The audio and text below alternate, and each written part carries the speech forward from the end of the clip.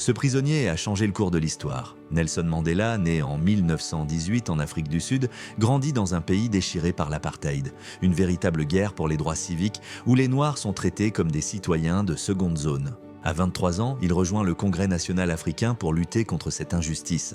En 1964, Mandela est arrêté et condamné à la réclusion à perpétuité. Mais la surprise, c'est qu'il devient alors un symbole de résistance. Ses lettres, envoyées depuis sa prison de Robben Island, inspirent des millions de personnes dans le monde entier. L'apartheid perdure, mais Mandela, depuis sa cellule, provoque un mouvement. En 1990, après 27 ans d'incarcération, il est libéré.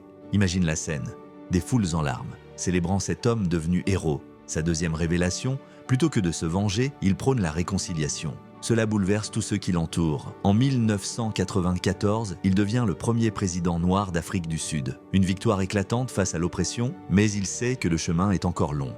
Il impose la commission Vérité et Réconciliation, un moment clé qui permet de faire face au passé plutôt que de l'ignorer. Pour beaucoup, Mandela est toujours une figure mythique et pourtant, il fait face à des défis immenses. Pauvreté, inégalité. En 2013, Mandela s'éteint, mais son héritage perdure. Rappelle-toi de cet homme qui, en prison, a forgé une nation. Le message final, la véritable liberté commence par le pardon.